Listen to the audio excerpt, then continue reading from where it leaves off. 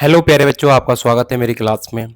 अगर प्यारे बच्चों आपको जितनी भी मैं क्लास ले रहा हूं, अगर उन क्लासेस को आपको विद प्रैक्टिकल समझना है, मान लीजिए आपको ये वाला ही डायग्राम या इन रेखाओं को कैसे गुजारते हैं एक अवतल दर्पण लेके, और कोई वस्तु रखे इसके आगे, और कोई वस्तु की प्रकाश की किरण है वो किन किन रेखाओं से गुजरेगी और उसका प्रतिबिंब कहां बनेगा, आपको प्यारे बच्चों इस तरीके से समझना है विद प्रैक्टिकल। तो मेरे साथ बने रहिए और मेरे को सपोर्ट दिखाइए। आपको वो प्रैक्टिकल की क्लासेस जब ही प्रोवाइड कर सकता हूं जब प्यारे बच्चों आपका मुझे सपोर्ट मिले। आप सब्सक्राइब करें मेरी वीडियोस को और लाइक करें, अपने दोस्तों से कहें कि मेरे साथ बने। मैं वहां पर गारंटी से कहता हूं, आई प्रॉमिस, मेरे सब्सक्राइबर अगर जितने ही मेरे साथ बनते हैं और मुझे सपोर्ट दिखाते हैं, जैसे जैसे जैसे मेरे को रेस्पॉन्स मिलेगा मेरी हर एक क्लासेस पर, मैं गारंटी और अपने आप से आपसे दोनों से प्रॉमिस करता हूं कि मैं आपको विद प्रैक्टिकल क्लासेस दूंगा। 100% गारंटी दे रहा हूं। लेकिन जब ही मिलेगी वो क्लासेस जब प्यारे बच्चों मुझे आप सपोर्ट दिखाएंगे, ठीक है? क्योंकि मैं मेहनत कर रहा हूं। ये आसान बात नहीं है कि यहां पर जो आपको ये पीपीटी बनाकर आपको समझाना हर एक चीज को और प्रैक्टिकल करके भी समझाना, वो भी आसान नहीं है। तो वो सारी चीजें संभव है आपका एक सपोर्ट करने से, सब्सक्राइब करने से, और मेरी हर एक वीडियोस को अच्छे तरीके से वॉच करने से। आप मेरी वीडियोस को देखेंगे, हर एक क्लास को समझेंगे, तभी आपको वो प्रैक्टिकल भी समझ में आएंगे। तो प्यारे बच्चों, बिना किसी देरी करते हुए आज की क्लास शुरुआत करते हैं। तो बने रहिए मेरे साथ अंत तक। तो प्यारे बच्चों देखो, अब आज की क्लास स्टार्ट करने से पहले मैं आपको बता दूं, अब तक मैंने 4 क्लासेस कर दी हैं। 3 क्लासेस मैंने प्रॉपर वे में अच्छे तरीके से दे दी हैं। जो 4th क्लास थी, जो कुछ चीजें रह गई थी, वो 10 या 10-15 मिनट की जो मैंने क्लासेस दी हैं, जो उसमें मैंने आपको अब तक जितना करा दिया था उसमें थोड़े क्वेश्चन कराए हैं और थोड़ी चीजें कुछ ऐड करी थी, तो मैंने वो छोटी क्लास दी है। अब जो नेक्स्ट टॉपिक्स हैं, मतलब कि जो वस्तुओं को हमने अब तक सीखा था कि वस्तु को हम अनंत पर रखेंगे या वक्रता केंद्र के परे रखेंगे या वक्रता केंद्र पर रखेंगे, तो उनके प्रतिबिंब कहां बनेंगे, उनकी प्रकृति कैसी होगी, उनका आकार कैसा होगा, वो हमने अब तक सीख लिया है। आज जो बात करने वाले हैं हम प्यारे बच्चों, आज हम वस्तु को रखेंगे वक्रता केंद्र और मुख्य फोकस के बीच में।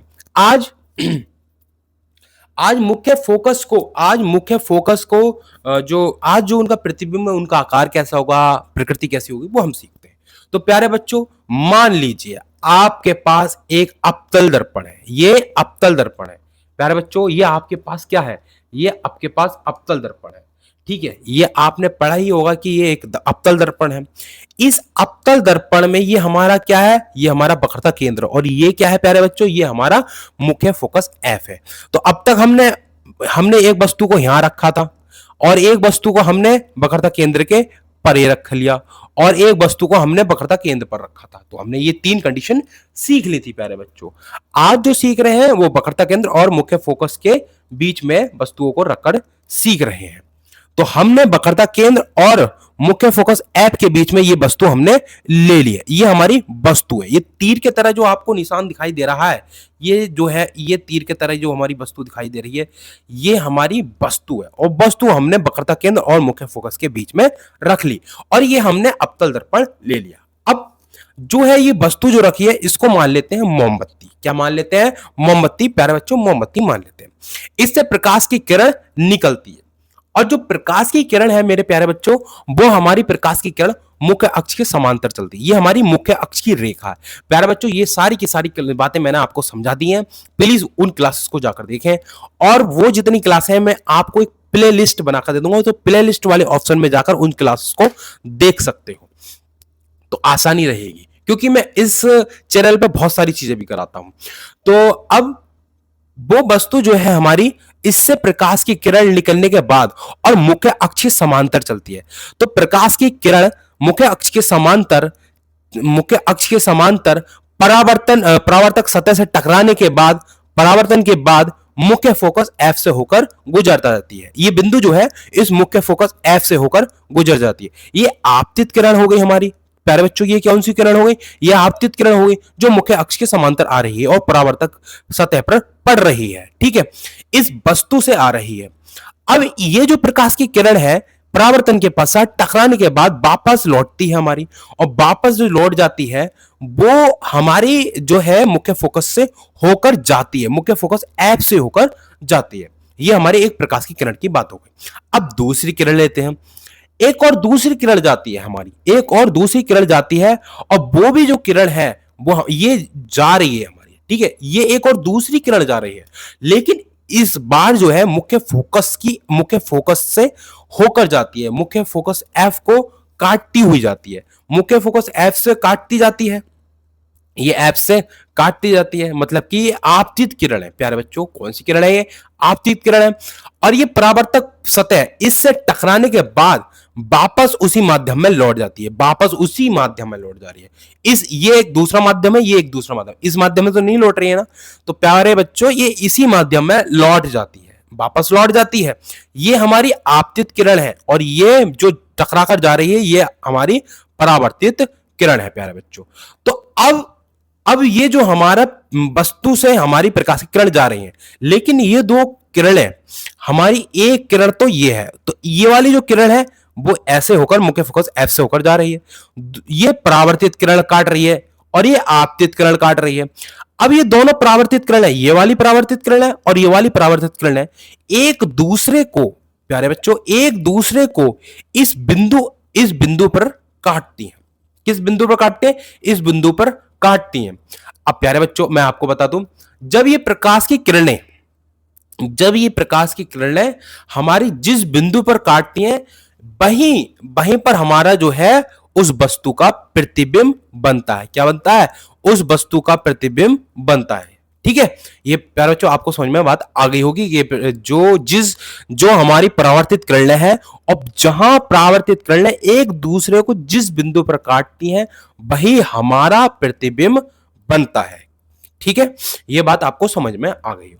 अब हम इसके बारे में बात कर लेते हैं कि भाई इसकी प्रकृति कैसी है, उसका आकार कैसा होता है, और उसकी जो प्रकृति हो गई, आकार हो गया, और वस्तु कहां बनता है, ये हमें बताना।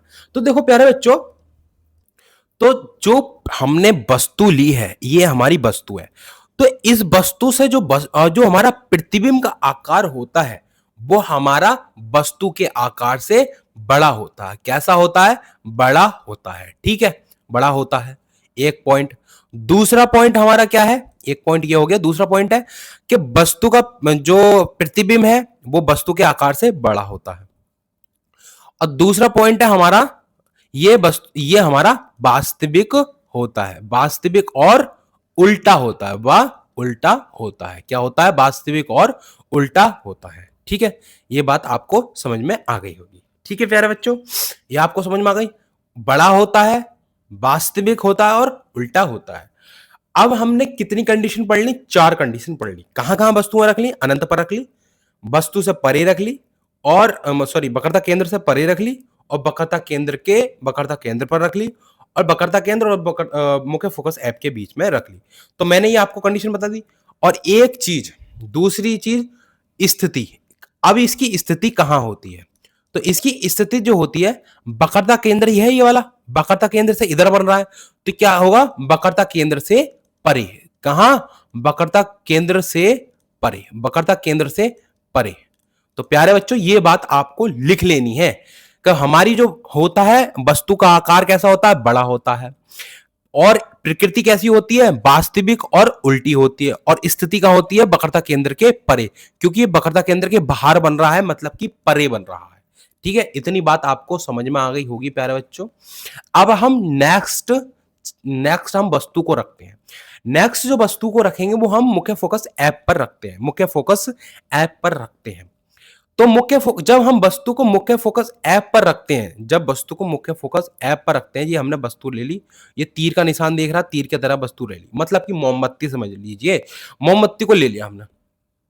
अब आपको मालूम होगा, जब प्रकाश की किरण, इससे हमारी एक प्रकाश की किरण निकलती है, और ये प्रकाश की किरण मुख्य अक्ष के समांतर जाती है।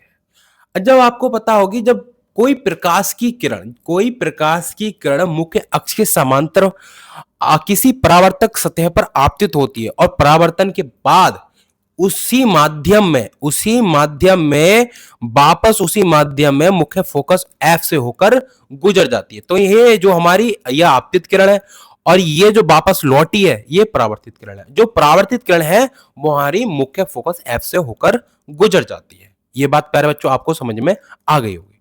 अब दूसरी बात, हमारी एक और किरण जाती है, वो तिरछी जाती है। कैसी जाती है? अब ये प्रकाश की किरण तिरछी जाती है। अब तिरछी जाती है, अब जब कोई प्रकाश की किरण तिरछी जाएगी तो आपको मालूम है वो वक्रता केंद्र को काटती हुई जाएगी। तो अब ये प्रकाश की किरण इससे तिरछी आपतित होती है किस पर? परावर्तक सतह पर। अब इस परावर्तक सतह पर जब आपतित होती है तो परावर्तन के बाद वापस उसी माध्यम में और वापस उसी मार्ग से लौट जाती है। जब वापस उसी मार्ग से लौटती है तो वक्रता केंद्र को काटती हुई प्रतीत होती है, मतलब कि वक्रता केंद्र को काटती चली जाती है। ये आपको बात समझ में आ गई प्यारे बच्चों? अब हमारी क्या कंडीशन है, अब आगे की चीज बताऊं आपको। अब जब ये वाली किरण है हमारी और एक परावर्तित किरण ये वाली है, तो प्यारे बच्चों आपको दिखाई दे रहा होगा ये दोनों की दोनों परावर्तित किरणें एक दूसरे को कहीं भी काटती हुई प्रतीत नहीं हो रही है। तो अब इसका क्या मतलब है? देखो, आपको मालूम होगा जब दो परावर्तित किरणें एक दूसरे को जिस बिंदु पर काटेंगी, कौन सी? परावर्तित किरणें। जो दोनों परावर्तित किरणें एक दूसरे को जिस बिंदु पर काटेंगी प्रतिबिंब हमेशा वहीं बनेगा। लेकिन ये दोनों जो परावर्तित किरणें हैं, ये वाली भी परावर्तित किरण, ये वाली भी परावर्तित किरण, एक दूसरे को कहीं भी किसी बिंदु पर नहीं काट रही हैं। जब नहीं काट रही हैं तो इसका मतलब इसका प्रतिबिंब हमारा कहां बनेगा? ये आपको अच्छे से मालूम होगा। कहां बनेगा आप बता देखो, अभी एक दूसरे को नहीं काट रही तो इसका मतलब ये है कहीं भी नहीं काट रही। इसका मतलब जो वस्तु का प्रतिबिंब बनेगा वो कहां बनेगा? अनंत पर बनेगा। कहां बनेगा?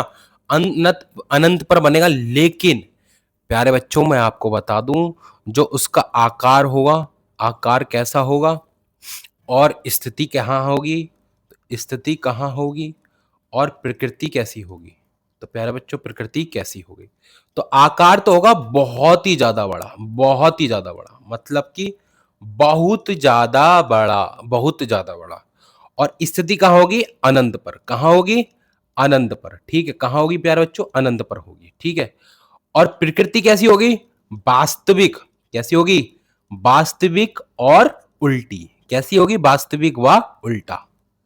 प्रतिबिंब की प्रकृति कैसी होगी? वास्तविक और उल्टा। ठीक है प्यारे बच्चों, देखो अब तक हमने 5 कंडीशन पढ़ दी। अब हम 6 कंडीशन पर आते हैं। मतलब अब वस्तु को ध्रुव और मुख्य फोकस F के बीच में रखते हैं। अब देखेंगे उसकी प्रकृति कैसी होगी, आकार कैसा होगा और स्थिति कहां होगी उस प्रतिबिंब की। अब प्यारे बच्चों जो हमने वस्तु को रखा है, ये हमारा मुख्य फोकस F, ये हमारा ध्रुव। अब प्यारे बच्चों जो हमने वस्तु को रखा है मुख्य फोकस F और ध्रुव के बीच में रखा है। कहां रखा है? मुख्य फोकस F और ध्रुव के बीच में रख दिया। अब इससे निकलने वाली प्रकाश की किरणें, एक तो हमारी प्रकाश की किरण जाती है तिरछी, तिर्यक रेखा में। कहां? तिर्यक रेखा में। अब जो प्रकाश की किरण ये आपतित किरण है, अब परावर्तन के पश्चात वापस उसी माध्यम में लौट जाएगी, आपको ही मालूम है। लेकिन किसी भी रेखा को या किसी बिंदु को काटती हुई नहीं जाएगी। अब हमारी एक और तिरछी रेखा में जाती है प्रकाश की किरण। अब ये प्रकाश की किरण तिरछी रेखा में जाती है और परावर्तन के पश्चात वापस उसी माध्यम में लौट जाती है और उसी मार्ग से जाती है। जब आपको प्यारे बच्चों आपको मालूम भी होगा ये सारी चीजें, जब कोई प्रकाश की किरण तिर्यक रेखा में जाती है और वापस उसी माध्यम में होकर जाती है तो किसी न किसी बिंदु पर काटती है। तो जब हमारी बिंदु पर काटती है, वक्रता केंद्र सी को काटती हुई चली जाती है। कहां काटती चली जाती है? वक्रता केंद्र सी को काटती हुई चली जाती है। प्यारे बच्चों कहां जाती है? वक्रता केंद्र सी को काटती चली जाती है। यह आपतित किरण है और वापस उसी माध्यम में उसी मार्ग से वापस उसी माध्यम में चली जाती है और वक्रता केंद्र सी को काटती चली जाती है।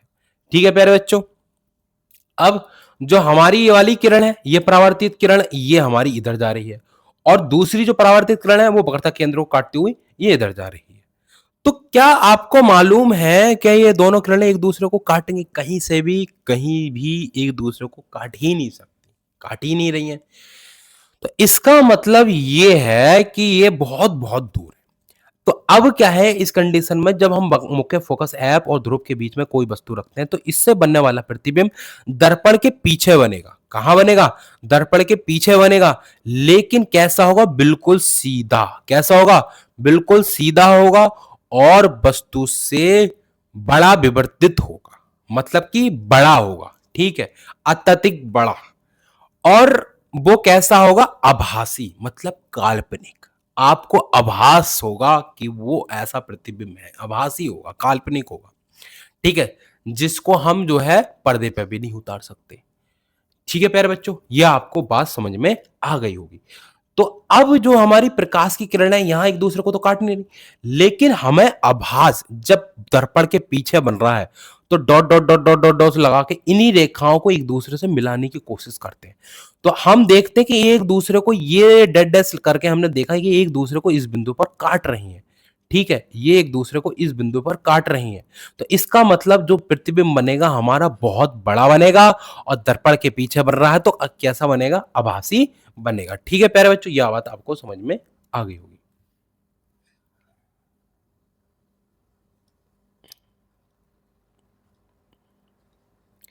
अब मैं आपको बताऊं भाई, इसका जो आकार होगा कैसा होगा?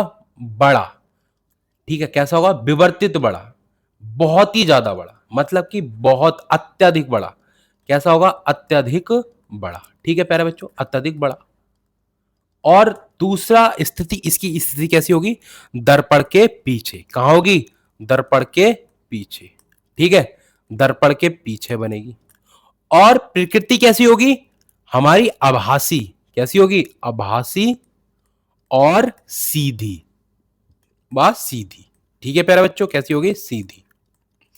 तो प्यारे बच्चों, आपको इतनी बात आपको समझ में आ गई होगी। मैं उम्मीद करता हूं जितना मैं पढ़ा रहा हूं उससे बाहर कोई चीज नहीं आएंगी, और ये चीजें मैं बड़े आसान तरीके से और बहुत अच्छे तरीके से समझाने की कोशिश करी है और लेकर आया उन चीजों को निकाल के। मैं ज्यादा कुछ उसमें करता नहीं, चीजों को समझाने की कोशिश करता हूं ज्यादा डिटेल में जाकर। लेकिन थ्योरी थ्योरी के चक्कर में ज्यादा नहीं पढ़ता, क्योंकि थ्योरी तो आप कहीं से भी पढ़ सकते हो, लेकिन मैं समझाने की कोशिश करता हूं कि प्रकाश की किरण कहां जा रही है, प्रकाश की किरणें एक दूसरे को कहां काट रही हैं, वो प्रतिबिंब कैसे बनता है। अब हम आगे बढ़ते हैं। आगे जाने से पहले आगे जाने से पहले मैं आपको बता दूं, अवतल दर्पण के हम क्या पढ़ते हैं? अवतल दर्पण के हम इनके उपयोग पढ़ लेते हैं। तो अवतल दर्पण के उपयोग देखते हैं, पहले कहां गए अवतल दर्पण के उपयोग? कहां गए? कहां गए?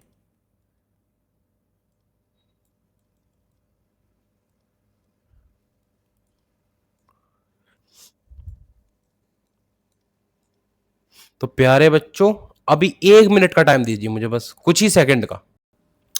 अवतल दर्पण के उपयोग भाई, अवतल दर्पण हमने ये तक सीख लिया भाई, अवतल दर्पण के प्रतिबिंब कहां बनते हैं, वस्तु को कहां रखेंगे, उनकी रेखाएं क्या होंगी, उनकी स्थिति क्या होगी, उनका आकार क्या होगा। अब तक हमने किरण आरेख पढ़ना सीख लिया, किरण के नियम भी पढ़ लिए थे, अवतल दर्पण के हमने पढ़ लिया, अवतल दर्पण क्या होता है ये भी पढ़ लिया हमने, अवतल दर्पण के कुछ उपयोग पहले भी पढ़े थे। लेकिन अब अवतल दर्पण के हम अब थोड़ा सा क्या है, बस अब ज्यादा समझ में आएगा। देखो दर्पण, जो अवतल दर्पण के उपयोग हैं वो हम टॉर्च में करते हैं, सटल और सर्च लाइट में करते हैं, वाहन की हेडलाइट में प्रकाश का शक्तिशाली समांतर किरण पुंज प्राप्त करने के लिए किया जाता है। अब जो हमारा प्रकाश की किरण है, ठीक है, ये हमारी प्रकाश की किरण जब हम अवतल दर्पण का प्रयोग करते हैं तो क्या होता है, प्रकाश को ज्यादा बिखेरता है, एक साथ किरण पुंज में बहुत ही ज्यादा एक साथ, बहुत ही उसमें एरिया में फैलाकर प्रकाश को कई किरणों में, मतलब कि बहुत ज्यादा फैलाकर प्रकाश पुंज में फैलाकर बिखेरता है।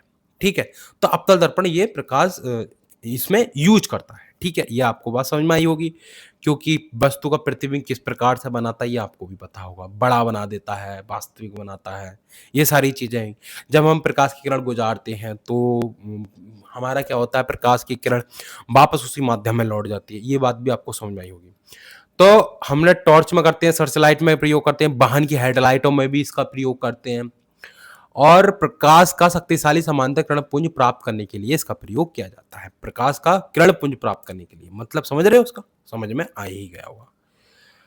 दूसरा पॉइंट है दंत विशेषज्ञ। अवतल दर्पण का उपयोग मरीजों के दांत का बड़ा प्रतिबिंब, मतलब कि जब हम डेंटिस्ट के पास जाते हैं, दांतों वाले डॉक्टर के पास जाते हैं, तो कहते हैं डॉक्टर साहब जी हमारे दांतों में कैविटी लग गई है, कीड़ा लग गया है। तो अब क्या करते हैं डॉक्टर साहब? अवतल दर्पण निकालते हैं, छोटा सा अवतल दर्पण निकालते हैं, बोलते कहते हैं इसे हटाओ, इसे देखते हैं, उस अवतल दर्पण से देखते हैं। उस अवतल अवतल दर्पण के माध्यम से जब देखते हैं तो वो उसमें क्या होगा, आपके दांत का साइज बड़ा दिखाई देता है। तो अब उसमें क्या होगा, कैविटी भी देखते हैं, मतलब कि वो कैविटी भी दिखाई दे जाती है, जो कीड़ा लगा हुआ होता है काला काला सा, उसमें दिखाई दे जाता है। मतलब एक्चुअल में प्रॉब्लम ज्यादा बड़ी तो नहीं है, ज्यादा छोटी है बड़ी है, वो उसमें दिख जाता है। अब तीसरा क्या है, इन्हें प्राय हम चेहरे का बड़ा प्रतिबिंब देखने के लिए किया जाता है। मतलब कि जो सेविंग वाले भाई होते हैं, बार सैलून वाले भाई होते हैं, जिसको नाई बोलते हैं, जब हम बाल कटवाने जाते हैं तो क्या होता है, वो अवतल दर्पण का उपयोग करते हैं। कुछ जगह क्या करते हैं, अवतल दर्पण का उपयोग करते हैं, जिससे कि वो सेविंग कर रहे हो तो उनको आसानी से चीजें दिखाई दे। ठीक है, और आप भी जब सेविंग करते हो तो इसी प्रकार का दर्पण का उपयोग किया करें। ठीक है, अभी नहीं है ये क्या मतलब? अच्छा, आ जाएंगे आने वाले टाइम में, चलो कोई बात नहीं, अच्छी बात है, आ जाएंगी। सौर भट्टियों में सूर्य के प्रकाश को केंद्रित करने के लिए बड़े अवतल दर्पणों का उपयोग किया जाता है। मतलब आपने ये देखा, आपने ज्यादातर ये प्रैक्टिकल करके देखा होगा कि जो ज्योमेट्री बॉक्स होता है, ज्योमेट्री बॉक्स में एक दर्पण निकलता है, तो हम दर्पण को क्या करते हैं, उसमें हम सूरज में जाकर लाइट, जब सनलाइट होती है, सूरज होता है, दिन होता, तो उसमें जो सूर्य की किरणों को एक साथ इकट्ठा करते हैं, तो हम क्या करते हैं, पेपर को जलाते हैं। क्या करते हैं प्यारे बच्चों, हम उससे पेपर को जलाते हैं। वो लेंस वगैरह है, क्या है, वो लेंस है। लेकिन वो क्या काम करते हैं, वो सारी चीजें हम देखेंगे। लेकिन इसमें सौर भट्टियों में प्रकाश की किरणों को एक साथ केंद्रित करने के लिए हम अवतल दर्पण का प्रयोग करते हैं। ठीक है, मतलब ये जो प्रकाश की किरण है एक ही साथ केंद्रित करें एक ही पॉइंट पर, वो चीज हम देखते हैं। तो प्यारे बच्चों, आज की क्लास यहीं पर खत्म करते हैं, क्योंकि क्लास बहुत ज्यादा लंबी हो जाएगी और मुझे ज्यादा लंबी क्लास करने में प्रॉब्लम होती है, मतलब कि हम अपलोड करने में हमें। तो प्यारे बच्चों, मेरे साथ बने रहिए, और प्रैक्टिकल की क्लास आपको चाहिए तो मेरे को सपोर्ट दिखाइए। आपके बिना के सपोर्ट के बिना मैं प्रैक्टिकल क्लास नहीं लेके आ पाऊंगा। मैं भी चाहता हूं दिल से कि मैं आपको प्रैक्टिकल क्लास कराऊं। तो प्यारे बच्चों, थैंक यू सो मच।